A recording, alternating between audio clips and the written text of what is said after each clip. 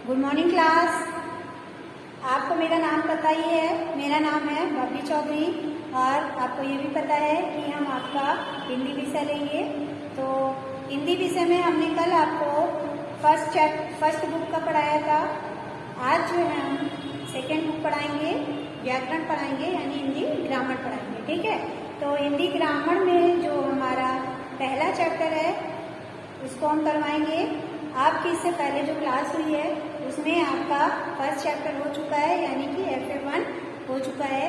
तो जिन बच्चों ने FA1 का नोट्स तैयार नहीं किया है और अपना वर्क कंप्लीट नहीं किया है, वो लोग आज से आपका नया सिलेबस स्टार्ट हुआ है। आज से आपका फर्स्ट चैप्टर व्याकरण का, ग्रामर का स्टार्ट हो रहा है। तो आप लोग जो है आप लोग नोट्स तैयार कर लीजिए और जो भी कुछ ग्रामर में आपको कराया जाए उसको अपनी कॉपी में लिख करके आप लोग हमको होमवर्क सेंड करिए। ठीक है, तो बेटा आज हमारा जो है ग्रामर का फर्स्ट चैप्टर स्टार्ट हो रहा है, जिसका नाम है भाषा, बोली, लिपि एवं व्याकरण। ये आप पहले भी पढ़ चुके हैं, भाषा, बोली, लिपि एवं व्याकरण। भाषा, आप तो ये जानते ही हैं कि मनुष्य एक सामाजिक प्राणी है। तो समाज में जो भी है उसको अपने भाव और विचारों को प्रस्तुत करने के लिए कुछ ऐसी चीजों का इस्तेमाल करना होता है जिसके द्वारा वह अपने भाव को एक दूसरे तक प्रस्तुत कर सके या भेज सके या बता सके। तो इसको ही हम जो है क्या कहते हैं, इसके द्वारा ही जो भी अपने विचारों को हम प्रस्तुत करते हैं। तो ये जो है ये किसके द्वारा होता है? कुछ ध्वनियाँ होती हैं, जैसे बोलना, सुनना, देखना या फिर कुछ भी एक्टिंग करना, उन सब की जो एक्टिविटी होती है उनको द्वारा जो समझा जाता है उसको हम एक दूसरे पे तक कैसे पहुंचाते हैं, अपने भाव और विचारों को भाषा के द्वारा पहुंचाते हैं। तो भाषा की रचना जो है मनुष्यों द्वारा ही उच्चारित ध्वनियों से होती है। जो भाषा की रचना है वो मनुष्य द्वारा जो ध्वनियाँ जो उच्चारित होती हैं उन्हीं के ही द्वारा होती है। तो हमारा पहला टॉपिक क्या है? भाषा। तो हम लोग क्या करेंगे, कुछ जो हमारा टॉपिक है उनकी हम परिभाषाएं लिखेंगे। पहला टॉपिक हमारा क्या है? भाषा।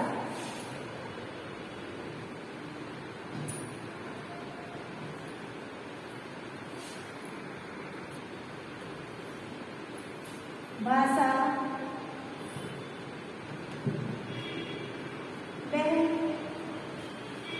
भाषा वह समर्थ साधन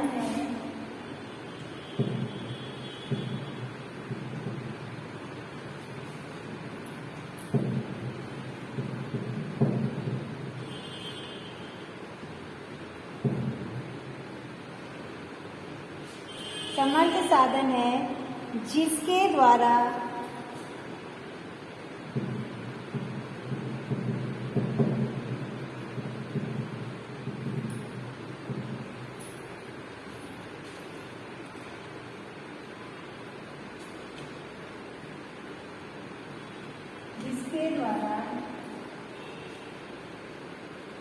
मनुष्य बोलकर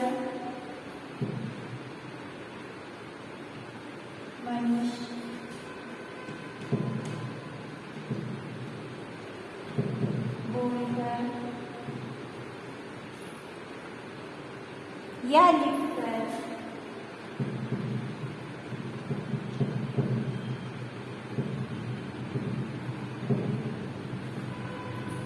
मनुष्य बोलकर या लिखकर अपने भाव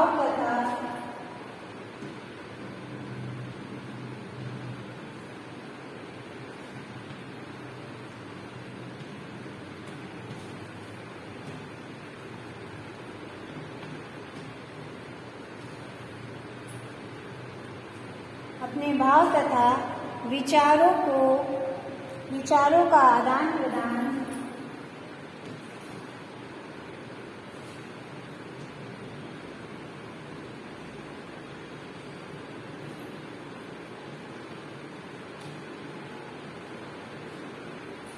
आदान प्रदान कर सकता है।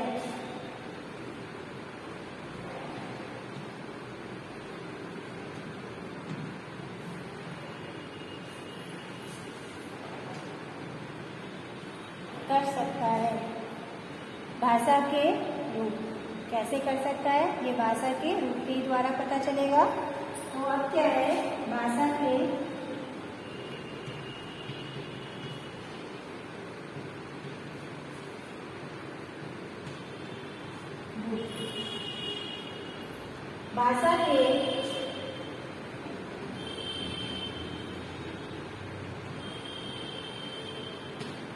दो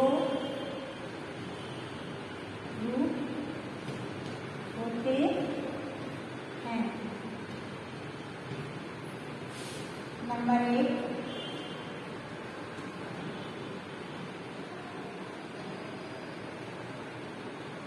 मौखिक भाषा। नंबर 2,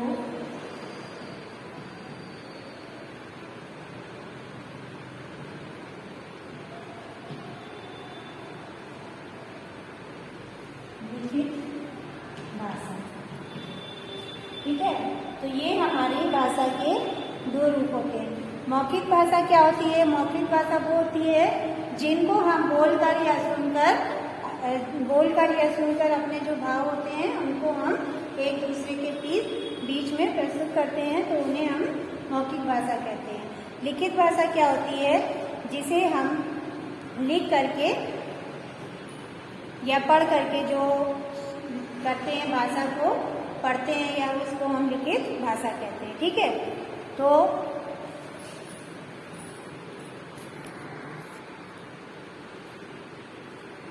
मौखिक भाषा बोलचाल की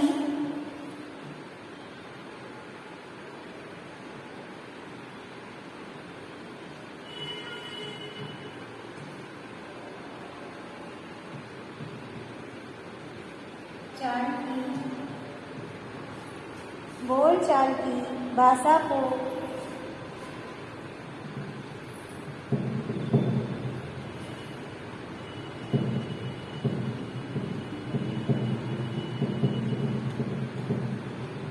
मौखिक भाषा कहते हैं।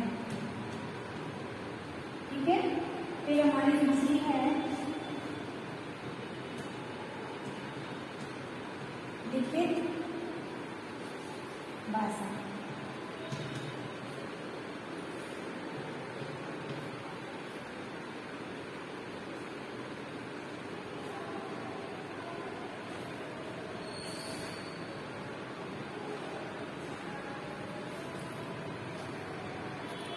लिखित भाषा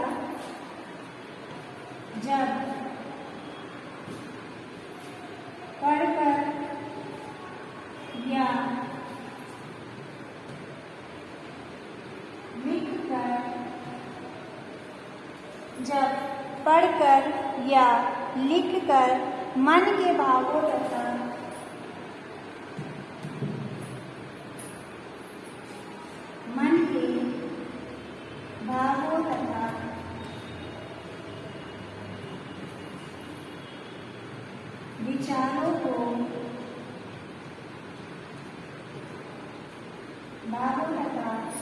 विचारों को प्रकट किया जाता है।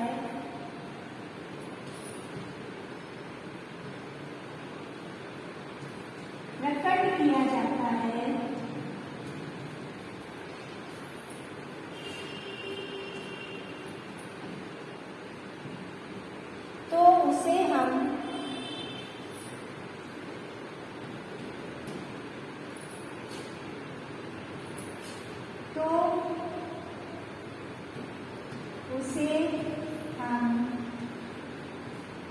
लिखित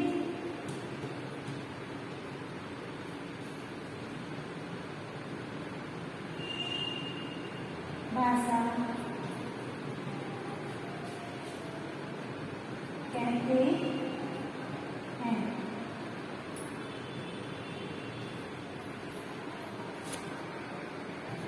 लिखित भाषा के रूप का महत्व। लिखित भाषा के रूप का महत्व क्या होता है बेटा? इसमें क्या होता है कि हम जो भी कुछ लिखते हैं या पढ़ते हैं, उनसे जो है हम अपनी जो विचारों को और जो परंपराएं हैं जो आदान प्रदान करते हैं, जो अपने विचारों को और परंपराओं का जो आदान प्रदान करते हैं वो हम लिखित भाषाओं द्वारा ही कर सकते हैं। जैसे कि मान लीजिए हमने जो भी कुछ लिखा हुआ हमारी क्लास में जो कक्षा अध्यापक हैं उन्होंने जो भी लिखवाया उसको हमने पढ़ा और फिर हमने उसको अपने पेपर समय पर उसको जो हमने लिखा है, जो हमने देखकर पढ़ा, वो भी हमारा जो है लिखित भाषा हो गई, क्योंकि वो लिखा हुआ था, हमने पढ़ा और फिर हमने उसको अपने पेपर समय में उसको ही लिखा, तो वो हमारी लिखित भाषा हो गई। और जिसको हमारे कक्षा अध्यापक जो क्लास में मौखिक मतलब बोल करके जो पढ़ाते हैं, समझाते हैं, उसे हम मौखिक भाषा कहते हैं। ठीक है, तो इसका महत्व ये है कि हम लोग जो अपने भावों और विचारों का जो आदान प्रदान है वो लिखित भाषा द्वारा भी प्रस्तुत किया जाता है। और लिखित भाषा मनुष्य की ही ध्वनियों की उत्पत्ति का ही एक साधन है। ठीक है, अच्छा, नेक्स्ट टॉपिक हमारा क्या है? मौखिक व लिखित भाषा के रूपों में अंतर। तो मौखिक और लिखित भाषा के रूपों में अंतर क्या है बेटा? जो भाषा का मौखिक रूप है वो प्राचीनतम है, और जबकि भाषा का जो लिखित भाषा का विकास बाद में हुआ। ठीक है, तो मौखिक भाषा वो प्राचीनतम है, प्राचीन समय से ही चलती आ रही है, और जो लिखित भाषा है वो बाद में आई।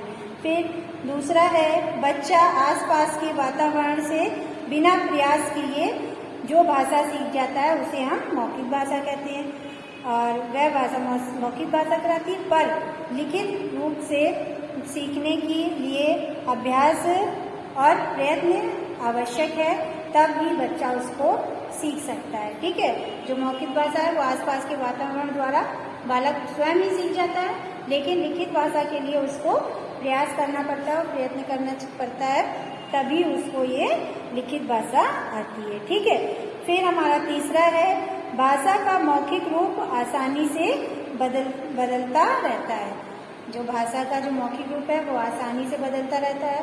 मान लीजिए आज हम हिंदी भाषा बोल रहे हैं, कल हम आपसे इंग्लिश की भाषा बोलेंगे, तो ये तो आसानी से बदल सकता है, लेकिन लिखित रूप स्थायी होता है। जो लिखित रूप होता है वो स्थायी होता है। अगर आपने हिंदी में लिखा है तो वो हिंदी में ही लिखा रहेगा, इंग्लिश में नहीं हो सकता। जब आप उसको इंग्लिश में लिखेंगे तभी वो इंग्लिश में होगा।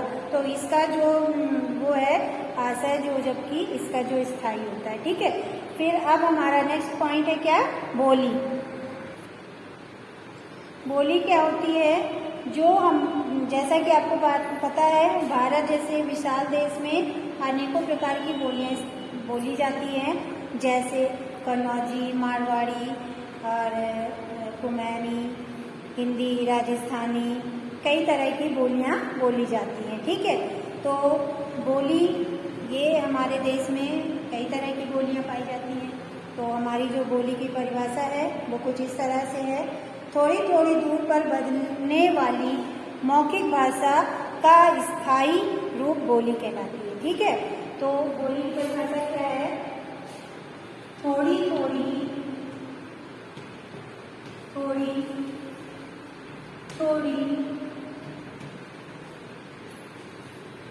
दूर पर, थोड़ी थोड़ी दूर पर बदलने वाली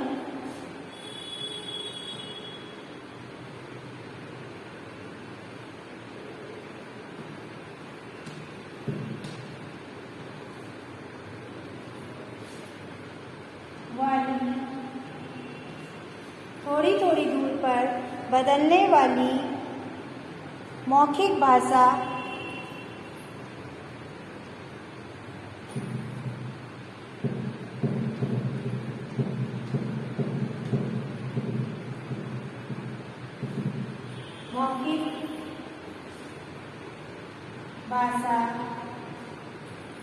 जो मौखिक भाषा है, भाषा का स्थानीय रूप, मौखिक भाषा का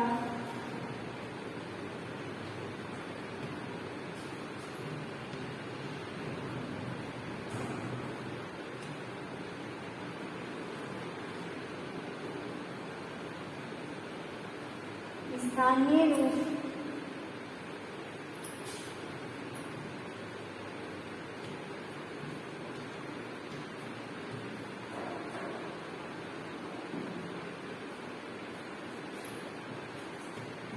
बोली कहलाता है। तो ये तो हमारा हो गया बोली। अब हमारा क्या है, इसके बाद हमारा है लिपि।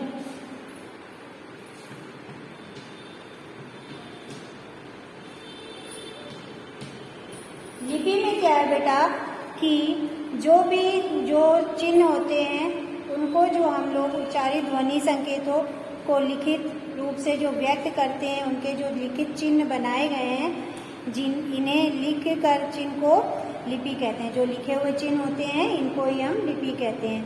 लिपि तो चलिए हम इसकी परिभाषा लिखते हैं। मौखिक ध्वनियों को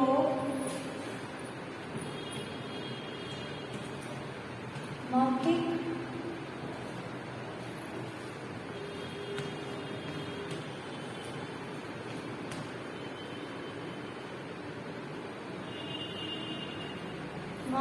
ध्वनियों को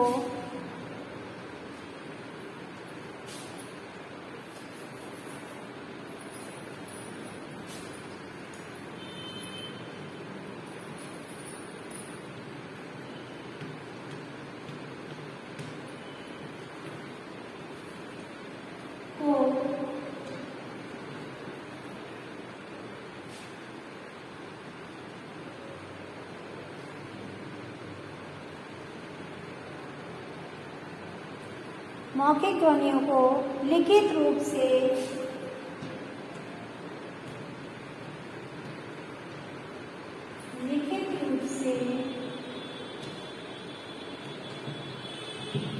मौखिक ध्वनि को लिखित रूप से अंकित करने के मौखिक ध्वनि को लिखित रूप में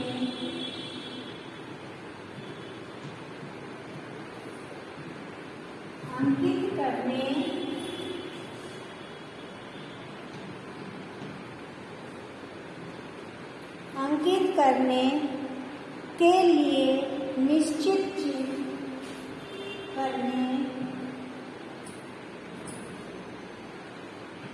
के लिए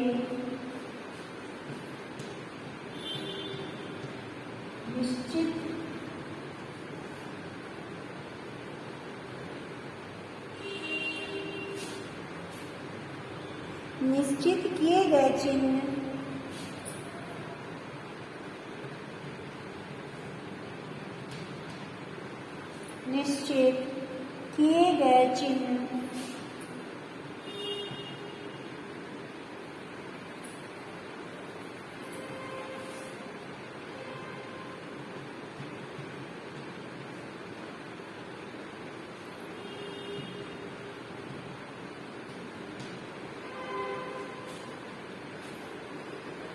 लिपि कहलाती है। लिपि कहलाती है। ठीक है, तो ये हमारी लिपि हो गई। अब क्या है,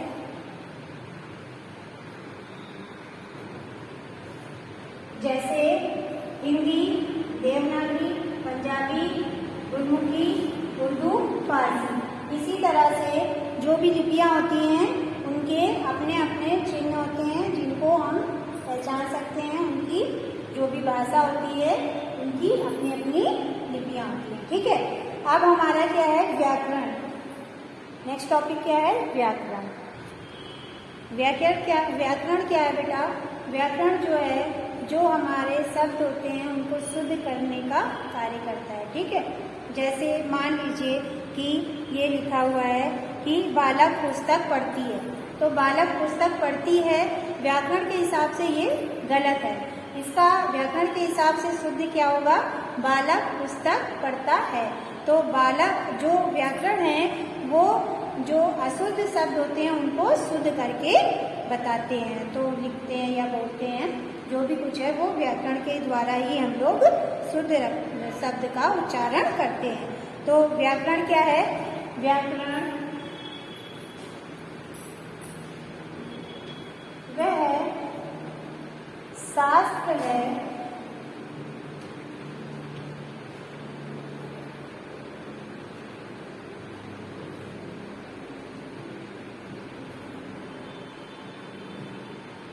व्याकरण वह शास्त्र है जिसके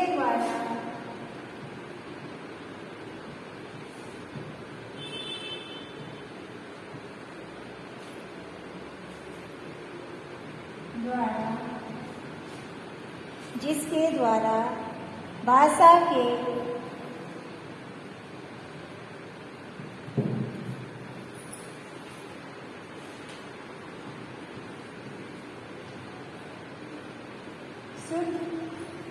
जिसके द्वारा भाषा के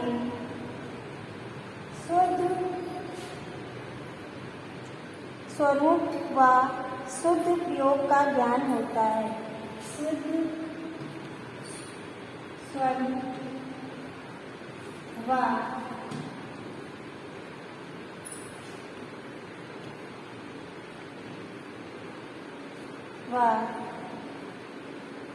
शुद्ध रूप व शुद्ध प्रयोग का ज्ञान होता है। शुद्ध प्रयोग का ज्ञान होता है। तो ये हमारी भाषा की क्या है, परिभाषा है व्याकरण की। अब जो हमारा जो व्याकरण है उसके कुछ अंग भी होते हैं, जैसे ध्वनि विचार और शब्द विचार, पद विचार और वाक्य विचार। ध्वनि विचार क्या होता है? इसमें ध्वनि के भेद, उच्चारण, उदाहरण, लेखन व उनके संयोजन पर विचार किया जाता है। शब्द विचार क्या होता है? इसमें शब्द की उत्पत्ति, भेद, रूपांतर व रचना का विचार किया जाता है। पद विचार क्या होता है? इसमें पद भेद, पद बोध व विचार किया जाता है। ठीक है। फिर क्या है? वाक्य विचार। वाक्य विचार, इसमें वाक्य संरचना, वाक्य भेद, वाक्य रूपांतर, वाक्य विराम चिन्ह आदि का विचार किया जाता है। तो ये तो हमारे क्या थे? अंग थे इनके, किसके? व्याकरण के। फिर हमारा आता है क्या?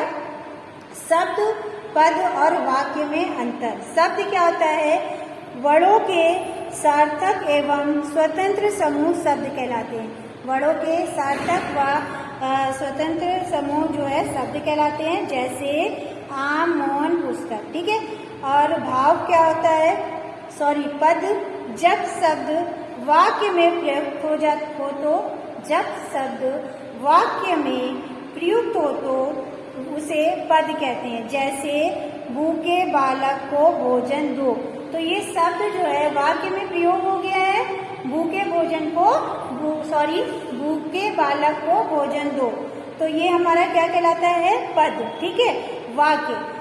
दूसरा क्या है? वाक्य शब्दों का सार्थक समूह। शब्दों का जो सार्थक समूह होता है, जो किसी भाव या विचार को व्यक्त करने में समर्थ हो, वाक्य कहलाता है। जैसे रवि विद्यालय जाता है। तो ये हमारा क्या हो गया? शब्द, पद और विचार। फिर हमारा आता है हिंदी भाषा का महत्व। हिंदी भाषा का महत्व क्या है बेटा? हिंदी जो हमारी है, ये इसको जो है अंतर्राष्ट्रीय स्वतंत्र संविधान के अनुसार उसको संविधान हिंदी भाषा का महत्व क्या है बेटा? जो संविधान है उसमें जो है हिंदी भाषा को दर्जा प्राप्त हुआ या सम्मान प्राप्त हुआ है, जो इसको संविधान ने स्वीकार किया है। तो इसको जो है संविधान ने कब स्वीकार किया है? 14 सितंबर 1949 को इसे राजभाषा के नाम राजभाषा के घोषित किया था। तो जो हमारा संविधान है उसने हिंदी भाषा को 14 सितंबर 1949 में जो है राजभाषा के नाम से घोषित किया था कि अब ये हमारी राजभाषा होगी। तो बेटा ये हमारा जो है हिंदी भाषा का महत्व हो गया। अब जो है बेटा आज की क्लास हमारी यहीं समाप्त होती है। कल की क्लास में हम जो है नेक्स्ट टॉपिक हम आपको पढ़ाएंगे। तो आज की क्लास ओवर होती है। Thank you class.